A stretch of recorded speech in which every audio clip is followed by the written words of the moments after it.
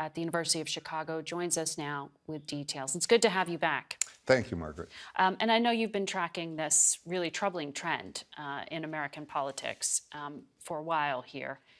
And the survey you did in June on the second federal indictment of former President Trump, after that point, what impact did you see? Is it feeding more anger, or is it just sort of baked in? What we're seeing is the country as a whole, on the edges, but now moving into the mainstream, is becoming much more angry, much more radicalized. And this is particularly happening just in the last 3 months. What is occurring, I study this not from the perspective of a political pollster who's ahead in a political horse race, but from 30 years of experience in studying political violence. And the biggest picture to take away from the survey of our Dangers to Democracy tracker is that political support for political violence is now breaching into the mainstream. That's different. It's not just about Oath Keepers, Proud Boys. It is now breaching into the mainstream, and we're seeing the consequences of that in many ways in our society. In looking at some of the research you shared with us, one of the things that stood out, you are seeing this radicalization on both sides of the political spectrum. 30 million people, according to your numbers, think the use of force is justified to prevent Donald Trump from being president. 18 million think it's justified to restore Trump to the presidency. Exactly. What we're seeing is not simply a manifestation on the right.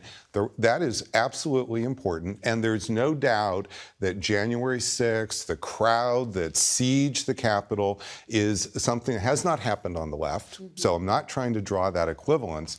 But nonetheless, what we need to look at are the sentiments on both the right and the left that are being radicalized to millions and millions of Americans. And this is important because these sentiments are a bit like understanding wildfires, the first part of your show.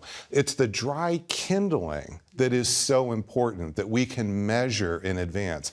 We can't measure political scientists like myself or meteorologists a campfire that could set off that kindling or power lines that could set off that kindling.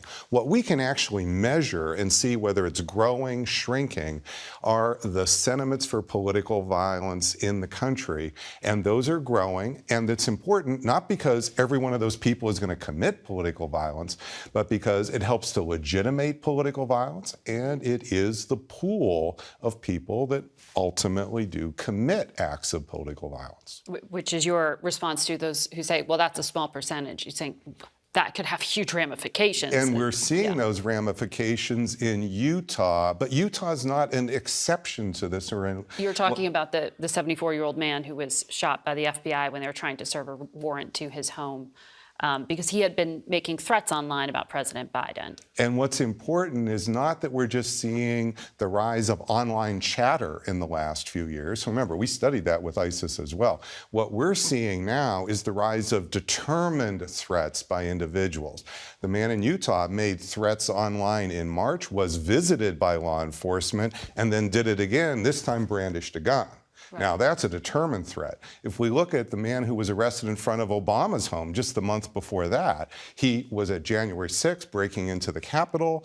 Then he surveilled the area the day before in a 17-minute video. Then he comes back with guns and bombs. Brett Kavanaugh attacker before that, the Pelosi attacker before that. These are determined, what we're seeing is determined individuals, not simply online chatter. And our surveys, this tracker of Dangers to Democracy, help to give and inform the situational awareness and how it's changing in our country.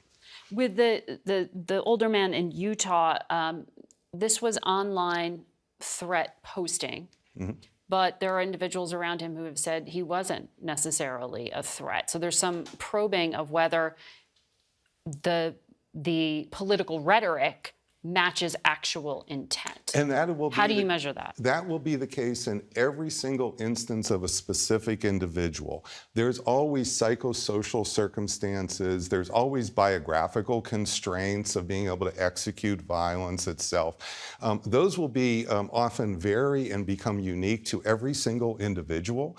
It's not the one individual case, Margaret. It's this pattern that we're seeing now, going back now years, of determined, normally, FBI comes, law enforcement knocks on your door, says, hey, we don't like this threat to the president, maybe you should knock that off.